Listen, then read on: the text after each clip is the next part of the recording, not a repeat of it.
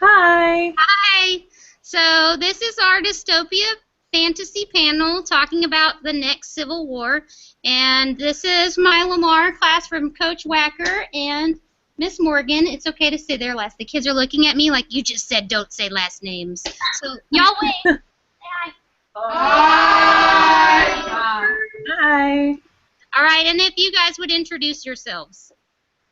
Lindsay, Okay. go first. Oh, you want me to? Okay, sure. I am Lindsay Cummings, and I am the author of The Murder Complex and Balance Keepers. Murder Complex is a futuristic kind of dystopian about a world where the murder rate is higher than the birth rate, and every night at dark, people are killed and nobody knows who's doing it or why. So that's like really dark and scary. And then Balance Keepers is a fantasy about a school that's in the core of the earth, and the kids that live there help prevent natural disasters from happening. So that's me, and yeah, super fun. Yay. Lindsay is awesome. I'm so excited to do a visit with her. So my name is Claire Legrand, and I'm going to go through this really quickly. This is my first book, The Cavendish Home for Boys and Girls, which is like if Tim Burton wrote a novel about a creepy orphanage. And this is my second book, The Year of Shadows, which is a ghost story that takes place at a haunted symphony hall. And this is The Cabinet of Curiosities, which is a collection of 36 creepy short stories that I wrote with 3 other author friends of mine. And then the book we will be talking about today is Winter Spell, which is my first young adult book, and it's a dark and twisted retelling of the Nutcracker. So that's me. And real quick, just because we're in Flower Mound, so we're really close to Denton, can you tell them about the Cavendish? Oh, yes. Yeah. The inspiration for Cavendish. So I went to school at Louisville High, and then I went to the University of North Texas for college, and when I was living there for a couple of years during my undergraduate studies, I lived down the street from an actual orphanage, and it was creepy, and I could talk for like a long time about all the creepy things about it, and like I have this really great story, but that'll be for another day because we don't have time. But I was very much inspired by this creepy orphanage that lived down the street, or that I lived down the street from, and so that's one of the things that made me want to write Cavendish. Whom I actually taught students that went to that orphanage. Really? See, yeah, I should say as a disclaimer that I'm sure the orphanage is like a perfectly respectable establishment, but being an author, like you see normal things and you start making up weird stories about them in your head, as I'm sure Lindsay agrees with. So, like that's what happened with that. I'm sure it's a fine establishment. That's awesome. What made you want to write about murder and war? I think it's really fun to write about murder. It's creepy, but it's so fun. And like one of my favorite book series ever was The Hunger Games, and it's like super dark, but the characters are super tough. And so I really like writing tough characters that really aren't afraid to fight back against stuff like that. So that's what, I don't know, I think it's fun. That just makes me psycho, but whatever. I agree with Lindsay. I like writing about darker things, whether it's murder or war or, I mean, you name it. I just like writing about dark things because I think it's really fun to explore dark topics like that, but in a safe way through writing about them and reading about them. And writing books that are dark and reading books that are dark sort of helps you figure out like how you feel about these dark topics and like what your opinions are, and just helps you explore yourself a little bit. So I like that part of it. That's a great question. Okay, thank you. And then get out and let me think. Nope, No, James. Are you saying Tell them your pseudonym. No, just kidding. I am Dick One. How can you make your story argument about the next Civil War and make it reasonable? But can you repeat that one more time? How can I make a story or an argument about the next Civil War and make it reasonable? Like, how can he make his fictional story reasonable? Okay. Lindsay, do you want to start with that, or do you want me? Give me 1 second. I gotta think of something smart. So I guess I'll go ahead and just. So the question is, how could you write a story about the next Civil War and make it like reasonable, realistic, like, right? that's the gist of the question.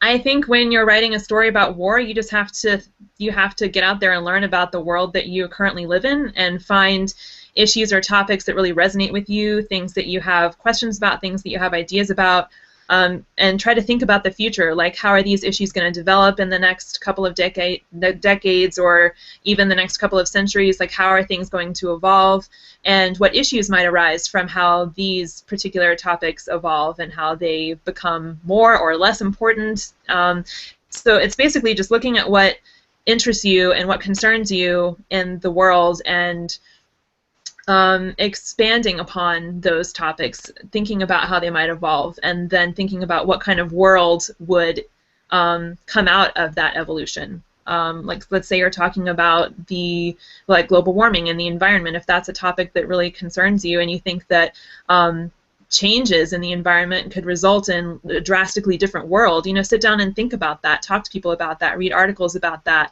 and how that could come into play. Like, if people are fighting over natural resources, that could lead to a civil war. So just look for these topics that are relevant and timely, think about how they might evolve in the future, and then build your story from there, is what I would say. Yeah, I think that's a great answer. That pretty much covers everything. Sorry. No, that's great. I was like, crap, I have to think of something to say now.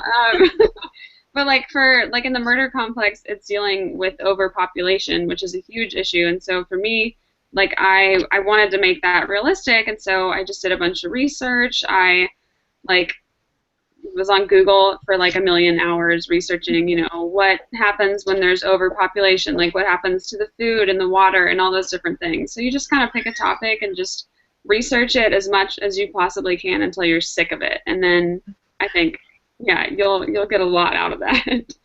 Agreed. I have another question too. How hard is it to come up with a title? Because I have trouble with this. Oh, titles. I'm sure Lindsay has many feelings about titles, just like I do. Sometimes, I don't know how you feel, Lindsay, but sometimes they come really easily, and sometimes it takes forever to come up with them. There isn't really a middle ground. Sometimes, let's see, the Cavendish Home for Boys and Girls. It's about the Cavendish Home for Boys and Girls. So that title popped into my head really easily. But Winterspell, I was it took me forever to land on a title, and I haven't had a lot of in between. I don't know, Lindsay, what do you think? For me, titles, well, the murder complex is about the murder complex, so that was easy. And then Balance Keepers, the kids are called Balance Keepers, so that was easy as well. But some of the newer stuff that I'm working on, I've had the hardest time nailing down a title. So some of my books are just called Untitled, and I feel like eventually it'll just hit. It's just something that happens, and it doesn't always have to be your book doesn't have to be done, or you don't have to have the title before your book is finished. It doesn't matter. It'll come later, and I'm sure it'll be awesome. So don't worry. Yeah, definitely. I mean, sometimes you sell, we would sell a book to a publisher, and even when we sell it, we don't have a title. The publisher has to help us come up with a title later after the book is sold, so definitely not something to worry about. Yeah, and sometimes they change, too. You could sell a book with one title, and they'll be like, oh, we don't really like that title. We're going to have to give us 100 options for another one. Yes, and then you sit down with your thesaurus and your notebook, and you just write down every possible word that has anything to do with the book you're writing, and you go back and forth with your agent and your friends, and you just start to hate words in general. And then you find the title, and then you're good. It just sometimes takes time. I'm Tay, and I was wondering who or what inspired you to write these books? That's a great question. So for me, I always wrote stories when I was growing up. When I was even in elementary school, I just wanted to write stories all the time. And my dad was always a writer. He still writes all the time, and so I always kind of wanted to be like him. And when I graduated high school, I got really sick. For almost 3 years of my life, I was stuck in bed because I was so sick, and doctors didn't know what was wrong with me. So my dad inspired me, but also the fact that I couldn't do anything else but lay in bed and with my laptop. So just kind of my circumstance in life kind of inspired me to start writing. And now it's all I want to do. It's fun. Wow, I didn't know that, Lindsay. See, I'm learning too. That's amazing. Good for you, like just for persevering through that and coming out the other side as an author. Oh, yay. Um, so like Lindsay, I too wrote stories when I was little. I liked to listen to music, and I lived in Texas. I don't now, but you know, as you guys know, road trips in Texas, it takes a long time to get anywhere because it's such a big state. So I would go on road trips with my family and listen to music and just like stare out the window and come up with stories. I was obsessed with horses when I was a kid. So I wrote lots of stories about horses and unicorns and flying horses, and flying unicorns. Did you do the same thing? Yeah, I totally did. Because I know you ride and like you have a horse, I think. Yeah. Yeah. That's so funny. Yeah, I don't actually ride and I don't own horses, but that was my thing when I was little. And I just, you know, I wrote more and more stories, and then I came up with this really great story idea when I was in college, and that actually made me want to change my major. I went to college as a music student, and then I got this great story idea, and I decided that I wanted to be a writer instead. And specifically for Winterspell, what inspired me was the Nutcracker ballet itself. How many of you have seen the Nutcracker ever performed during the holidays? Yeah, a bunch of you. So I have always loved that ballet since I was a kid, and whenever I watched it, though, I always had these questions left over at the end, like things that I didn't understand about the story or things that I wanted to know more about. So that's why I decided to write Winterspell and explore those unanswered questions for myself. Thank you. You're welcome.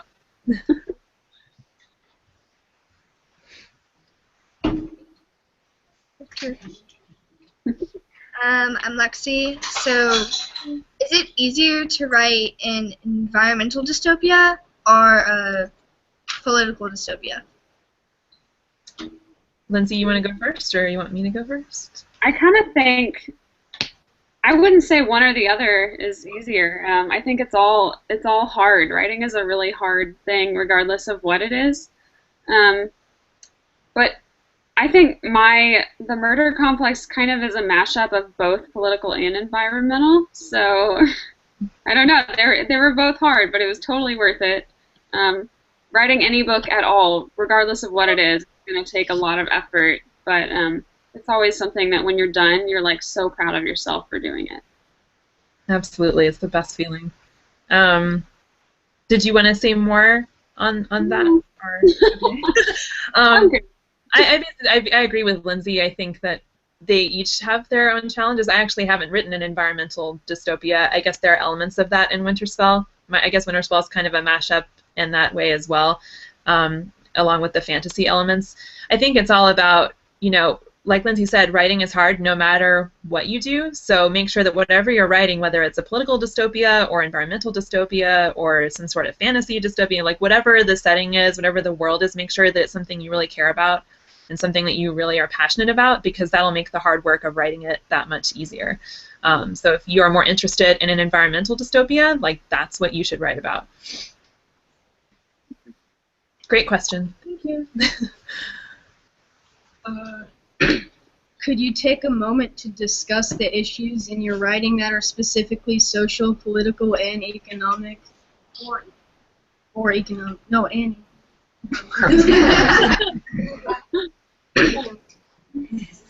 Well, in the murder complex, oh gosh, it kind of has everything, and it's a super spoilery book.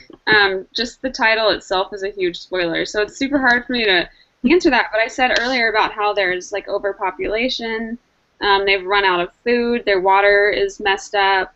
They're basically fighting a war every day of their lives because there's all these people that are getting murdered. So I really had to spend a lot of time building this entire world and focusing on all those different aspects, like the government that is still, it's called the Initiative, and they're really bad government. And I just really, when you write something, anything where you have to do world building, and Claire knows this because she does fantasy too, you just have to pay attention to every single aspect of it. And I wish I could give you like legitimate answers for each thing, but there's so much in here that I can't tell you because it ruins it all. Dang it. That's the hard thing about author visits. Like, you want to really get into these in-depth discussions, but you don't want to give anything away for people who ever read the book. Did you want to say anything more, Lindsay, or? No, I think I'm good. Okay, I'm sorry. I didn't want to just like start talking. I'm gonna go control my dog. I'll be right back. I feel that pain. I'm surprised my dog isn't barking right now.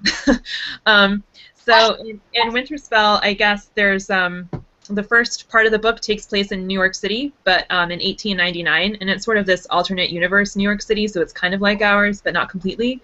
And then about a quarter of the way through the book, the setting changes to the Kingdom of Cain, which is this kingdom that exists in a world outside our own.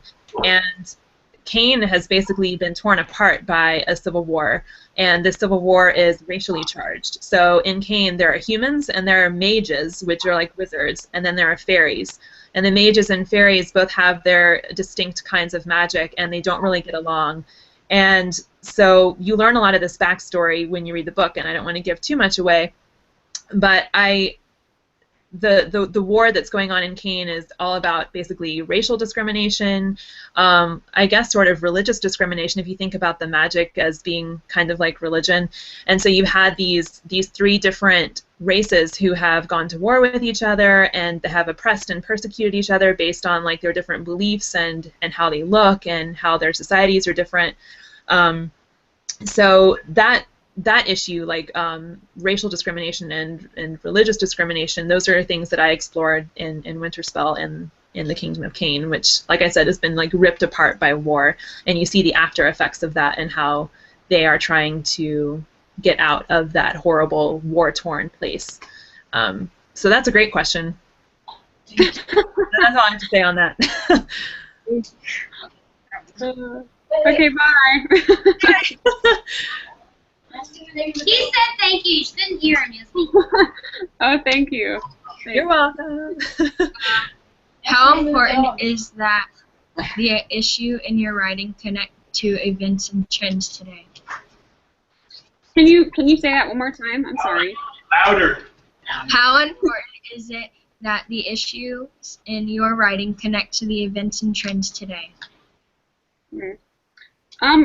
Well, I think there always has to be, especially when you're writing, like, this is futuristic, dystopian type stuff, and I feel like the whole point of writing these types of stories is to open everyone's eyes to different possibilities of things that really could happen in the future. And that's not to say that there's going to be this world that's full of assassins and stuff like in the murder complex, but it's important to talk about overpopulation, food, water, all the things that I've already mentioned, and then violence, because those are things that, you know, they don't really happen in the United States at Lamar Middle School, but those are things that are happening in other places in the world, and it's super important for people to be aware of those things. And I think that does help, you know, it feels more real to a reader when they're opening the pages of this book, and they might think, oh, you know, I heard something on the news about that, or who knows.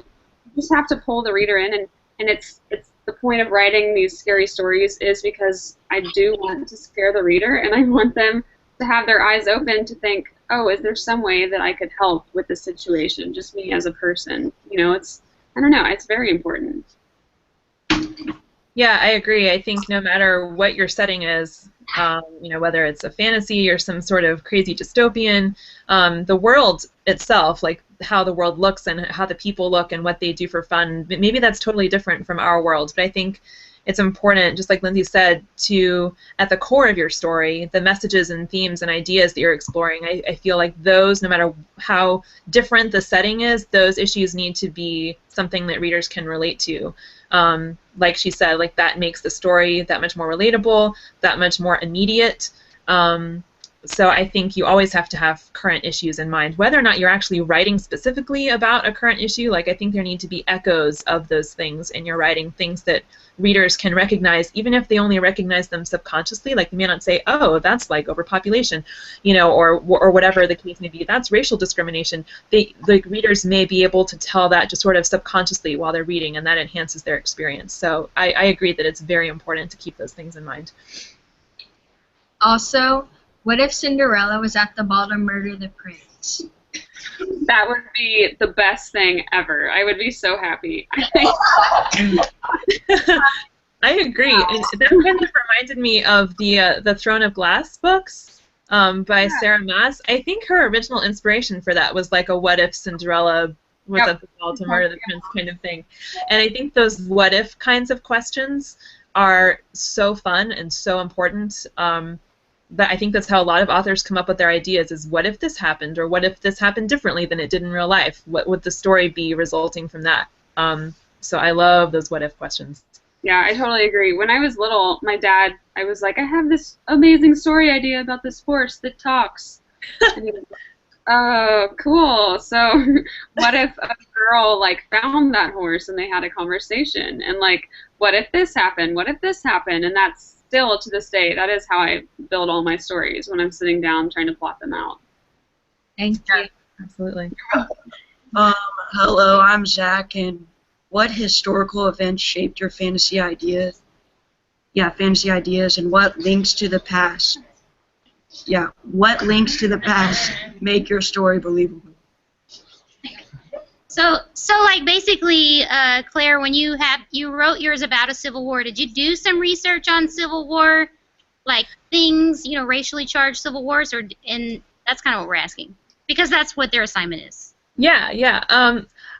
Well, just speaking for myself, and with Winterspell in particular, I didn't do specific research into racially charged civil wars, but I think I learned so much about those kinds of wars through my years of education and just living in the world and learning about things through the news, etc. Like I feel like I have a general foundation of issues that go into such situations, and I was able to draw upon that sort of general knowledge when writing Winterspell.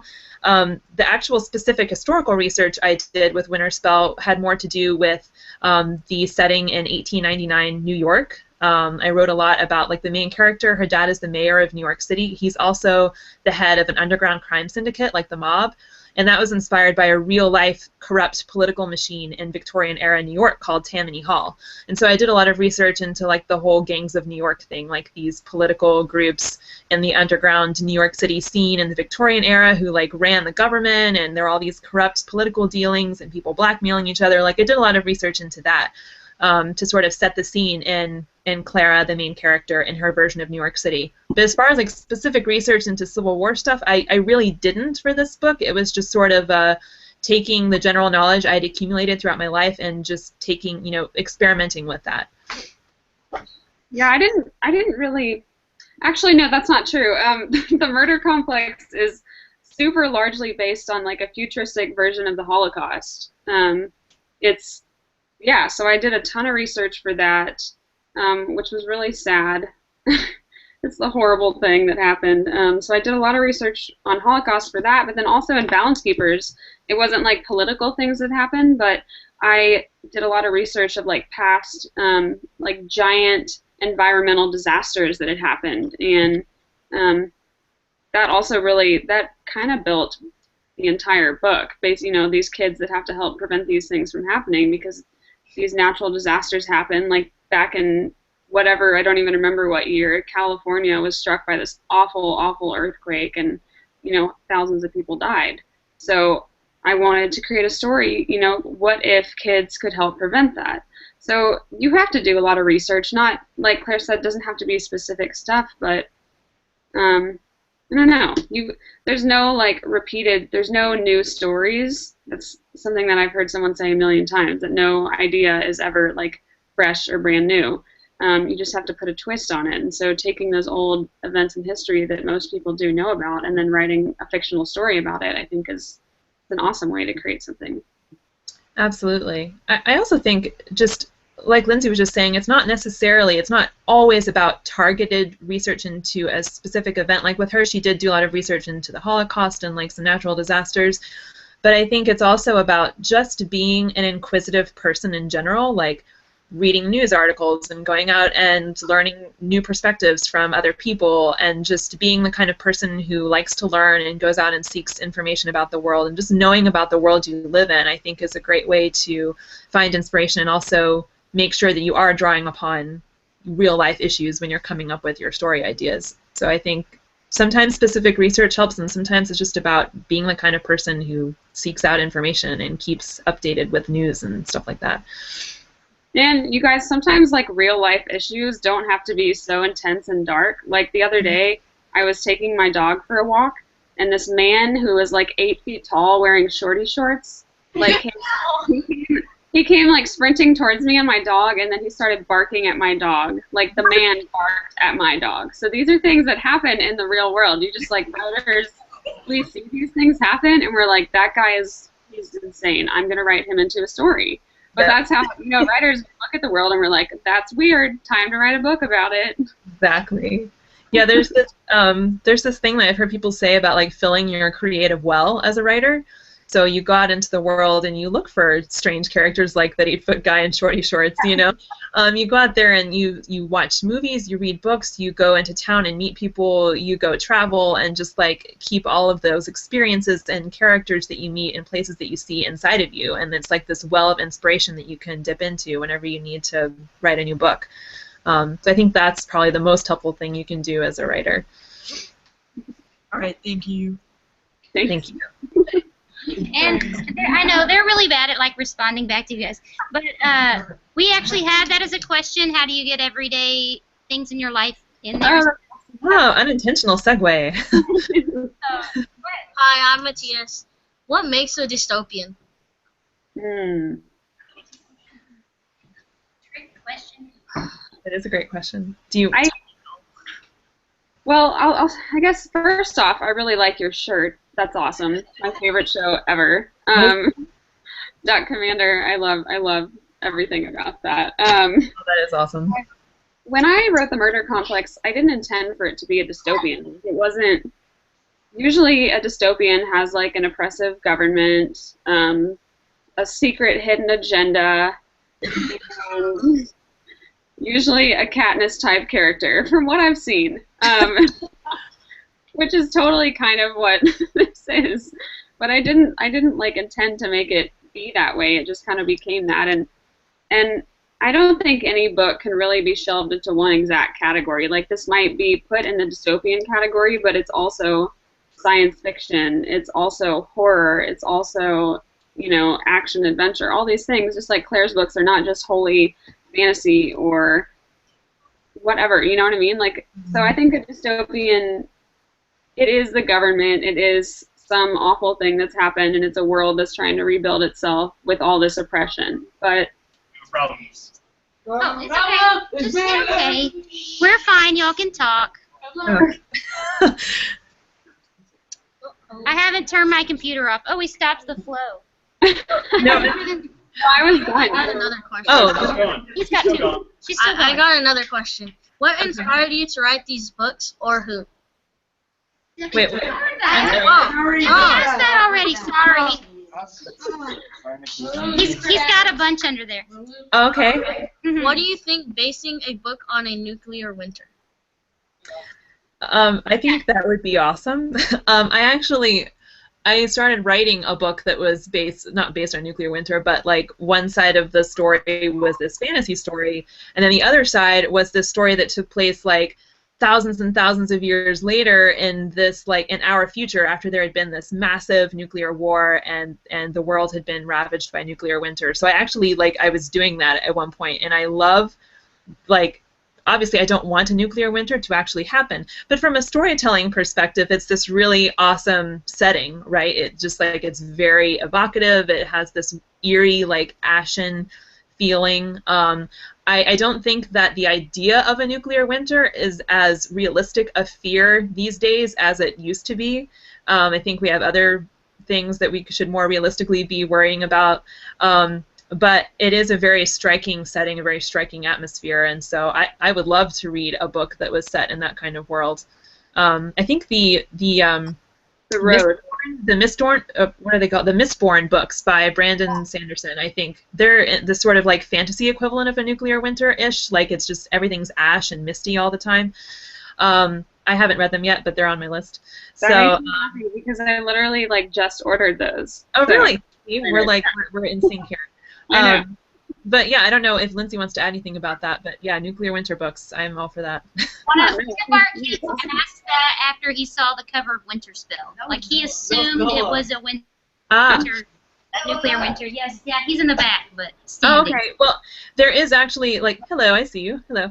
So the fantasy kingdom in Winterspell actually like it's not technically a nuclear winter, but there are definitely some horrible environmental things that have happened, some horrible magical things that have happened. So it has this sort of like wintry post-apocalyptic feel to it. So if that's the kind of setting that you like, then there's definitely shades of that in Winterspell. So good call on the cover. Yeah, there's no nuclear winter. Craps. Okay. Craps is not a word in my book, but The Road by Cormac McCarthy is Oh, set in a nuclear winter. It's amazing. That's a good book. Okay, Mateus is trying to get off the hot You seat. can leave. You're allowed to Go go. ahead and go sit down. We only have like 2 or 3 more questions. I know we're kind of running a little over our time. So That's fine. I'm good. Do you communicate with other authors about your ideas? Ooh, that's Yes. a good question. All the time. For me, Claire said something earlier about like filling up your creative well, and I think my creative well has a leak in it because I have a super hard time coming up. Like I can get the basic overall idea for a book, but I have a really hard time filling in all the little holes that come in the entire plot. And so I meet with a lot of author friends, usually about once a week, and I'm just like, you guys, this is my idea, help me. And we just like bounce things back and forth off of each other because one person can only have so much creativity and so many ideas. And so it's super cool to talk to other people that are just as creative, and you'd be surprised like the amazing story ideas that come from stuff like that. So no, I think we totally do that a lot.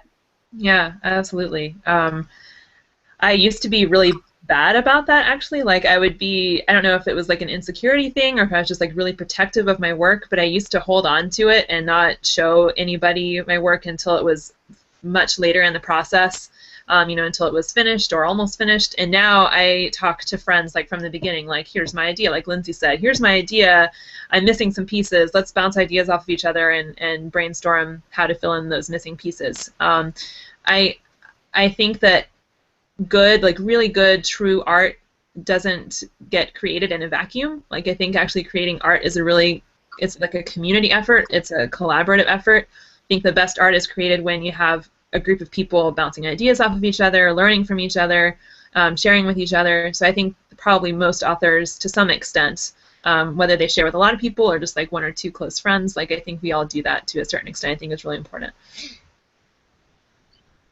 Great question. Thank you. Thank you. You're welcome. Hi, I'm Emily. Hi. So, once you have all of your ideas, how do you write the final product? Like, how do you format it? For me, I do my beginning, my middle, and then my end. And then I kind of just go from there. I just write like really fast. I write it as fast as I can, and I never go back through and edit until it's done because I know it's going to be so bad that I will never finish if I go back through. So I always write the first draft as fast as I can, and then I take some time off, and then I go back through, reread it, and then I edit for several months after that. But I just do everything on my computer on Microsoft Word. It's like super boring and not fancy. That's but what I it do. works for me. Yeah, that's what I do too. I do the same thing. Like I love all parts of writing, but drafting is like my least favorite part. Like you're nodding, you agree, yes. So like I want to get that book written as quickly as I can so I don't have to think about it, I don't have a chance to stop and like doubt myself. Just get it written and then, yes, put it aside for a bit and then come back, and revising is where the real fun part begins for me because the book is already finished. It's a thing, it's an entity, and now I just have to make it better, and that's relatively easy. Like here you have this finished book, you don't have to worry about finishing it. It's already done. Now you just get to go in and like tweak things and change things and make it better. So it sounds like Lindsay and I have a similar process. I'm just like, get this book written, I'm not going to think about it, and then, Right. Yeah. And then I don't know what Lindsay's process is before that point, but she said beginning, middle, and end. I usually outline in great detail. like once you sell a couple of books, usually you're able to sell a book to a publisher before it's even written. So you can write a proposal, which is like an outline or a synopsis, and then like a few sample chapters. And so I've gotten into the habit of writing outlines that go through everything that happens in the book. It doesn't leave anything out because publishers need to know how a book is going to start, what's going to be in the middle, and what's going to be in the end. So my outlines actually are pretty detailed and pretty long, and so that gives me a good foundation for when I actually start writing. I know a lot of people don't like outlines. Like they're like, oh, I don't want the restrictions of an outline. I just want to write the book. But I have to say that every time I have outlined a book, I always end up changing what's in the outline as I get into writing the book. So just because you have an outline doesn't mean you have to stick to that. You can still be flexible with your creativity. Yeah, I do that too. I turn in an outline to my publisher, and then the book that I give them looks nothing like the outline. I'm Yeah. like, oh, sorry. It's a great trick of ours. Thank you. Thank you. Okay, this is our last question, I think. Okay. Oh, but first they want to know what your dog's name is. Yes. Oh, my dog? Yeah. Hurley, like the skateboard surf stuff. Hurley. And my dog is Odin, like the Norse god. We also have 2 cats, and their names are Loki and Valkyrie. So we have a whole like Norse mythology thing going on. My question is, do the same stories appeal to young adults and adults? Do they appeal to young adults? Yeah. Yeah. You want to start, Lindsay? Or I think so. I think a good story is a good story, and it doesn't really matter how old you are. Like, I write books about 16 and 17-year-olds, but I'm 24 almost, so that's a very big difference already. Yeah, and I still like to read, like, if there's a cute picture book, I'm all in. I don't care if I'm not a baby. I will like it. Like, good stories are good stories. I 100% agree with that. That's exactly what I was going to say. A good story is a good story. It doesn't matter who it's written for. You know, if it's a good story, anyone can find something about it that speaks to them or appeals to them. I mean, I guess there are some topics that might resonate more deeply with young adults. You know, like topics that are specifically about being a teenager. Teenagers might like that a little better than adults would, and vice versa. But I think in general, yeah, a good story is a good story. If you do it right, everyone will love it. Thank you. Thank you. Okay, I just wanted to thank you guys for your time today, and I'm sure Miss Morgan and Coach Wacker want to thank you too, but I'm going to try to see if you can see everybody that's here, kind of. Hi. There's people up front. Hi, guys. Here on this side. All right, so we just want to thank you for taking some time to help us with our history project. This is probably like the most different chat y'all have ever had to do, but we really appreciate you and your time, and I'll get back to you about all the author signing things, because I told all these kids that if they buy your book, you have Miss Legrand has book plates that she'll send us to put in your book, and then we're also going to see if Lindsay can come and do a signing. I'm going to call Barnes & Noble. Oh my gosh, someone else is trying to call